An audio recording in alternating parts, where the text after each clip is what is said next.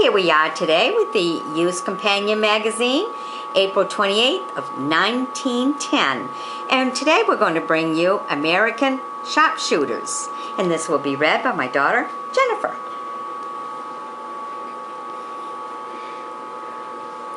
There is a story dating from Revolutionary days that 3 members of a company of colonial riflemen once fired simultaneously at a buzzard flying overhead.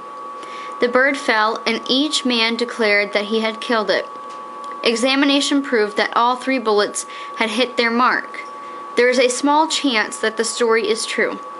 Nevertheless, there are many instances of excellent shooting by the pioneer sharpshooters. Mr. C.W. Sawyer, in his book Firearms and American History, tells how the British were impressed with this remarkable shooting and the result which came from it.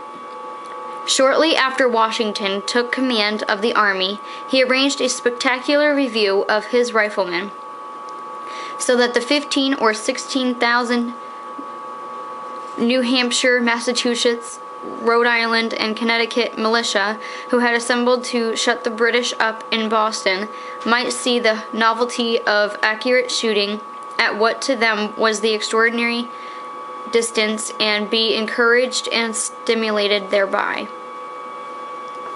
It is probable that to the New Englanders, with the possible exception of some of the Green Mountain Boys and a very few veterans of the French wars who had served with mid-colonials, the rifle was then unknown. In the presence of the army, drawn up in parallel lines, each side of the range, and an immense crowd of spectators, in which a number of British spies were welcome visitors, a pole 7 inches in diameter was set up, and a marksman stepped off 250 paces. At the place where he stopped, a company of riflemen were lined up to show what they could do. The mark was about equal to that a man would present standing sideways, in the range about 200 yards.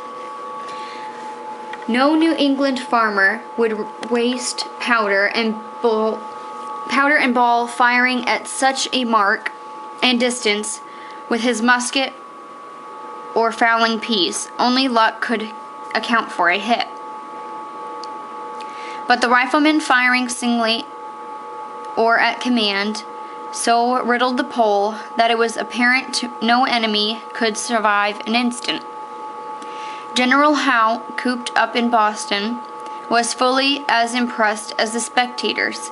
Later, thinking that his statement of casualties and American marksmanship might need proof at home, General Howe gave orders for the capture alive of one of these expert riflemen, complete with his shooting iron.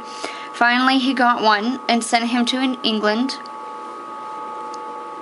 rifle and all, and the marksman was made to perform there and exhibit as a curiosity. This bit of stage play had an effect upon the British public that perhaps Howe did not anticipate, that of frightening the British public to such an extent that enlistments in the army, difficult to get before, absolutely stopped for a period, and the only new recruits were those forced into service by the German princes, of whom King George III hired them.